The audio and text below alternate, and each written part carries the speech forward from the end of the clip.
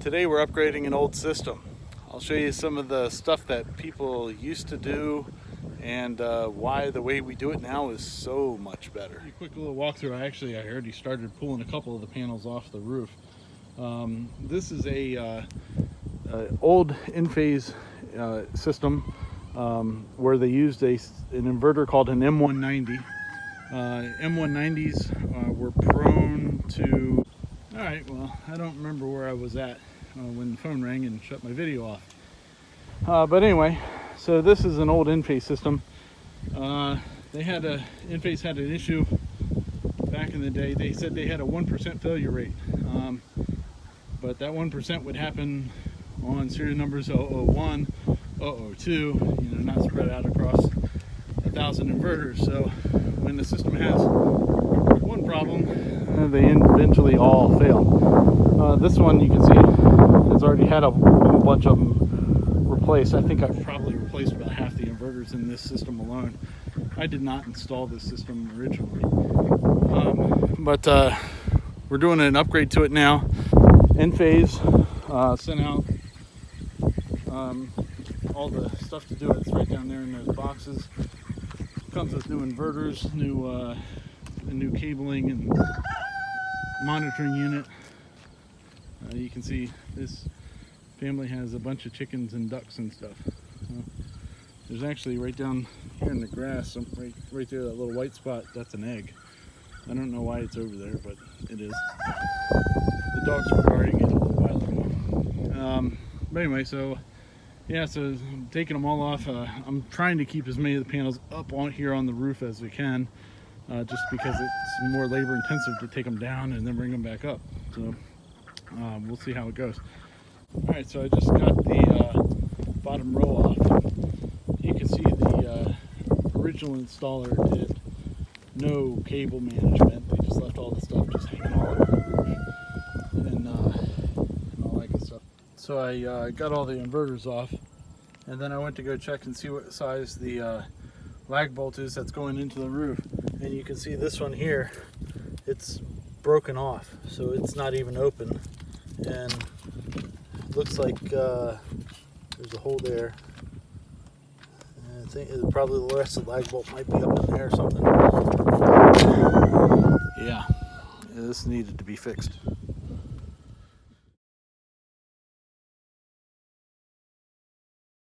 Well, not what I was hoping for or expecting. I'm going to have a conversation with the homeowner to see what he wants to do about all this. His roof, basically, it's done. There's no give to the stuff at all. No pressure at all, and everything's splitting, ripping. It's a disaster. This little flashing that was over this little piece right here, I didn't even touch it, and it just broke off. I mean, it's just a chunk of shingle.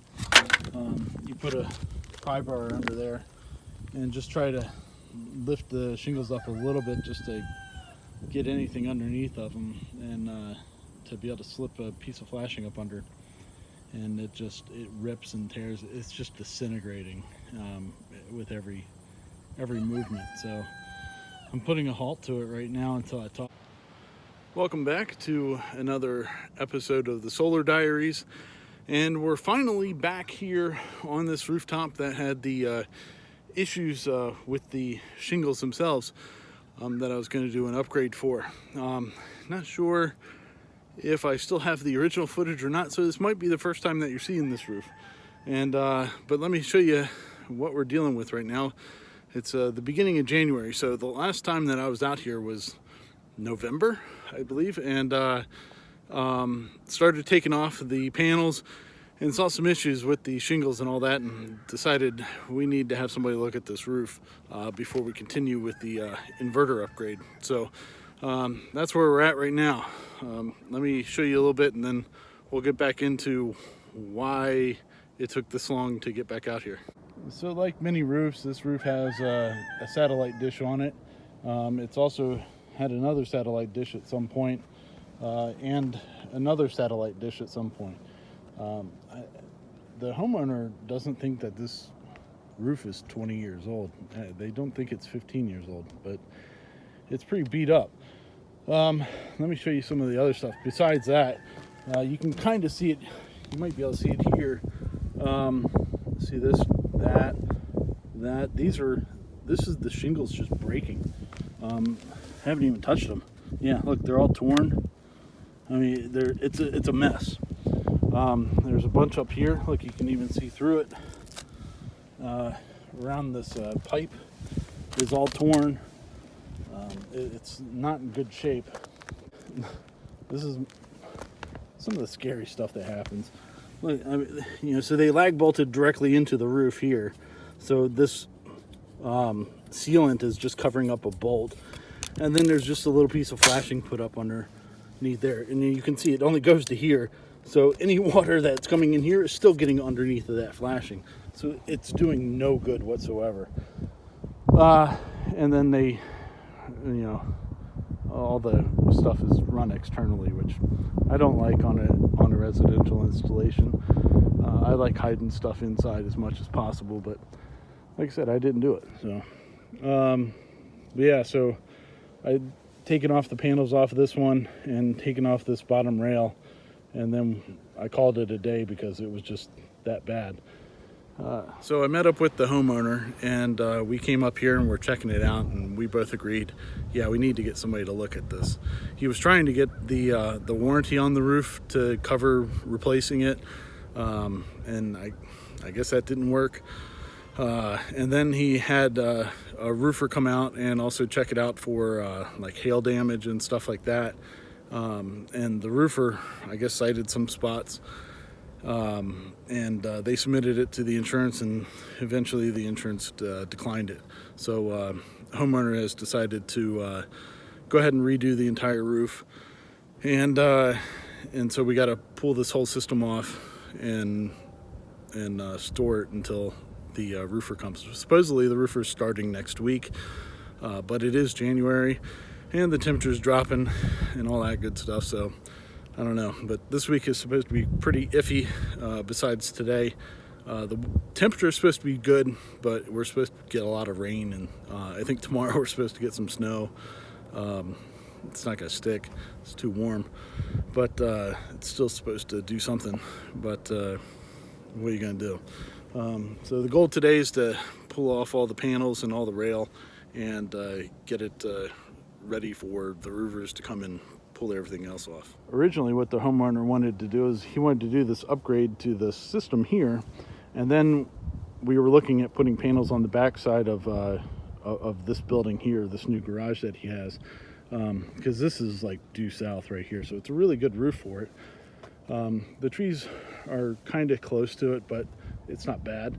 And then, oh, that's just the chimney, so it's not something on fire up here.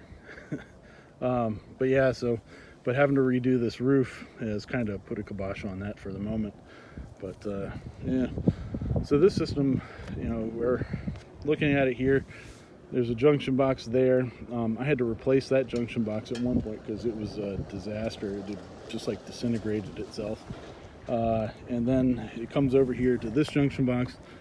I think I had to replace this one too for him. I'm not sure, I can't remember. It's been a while.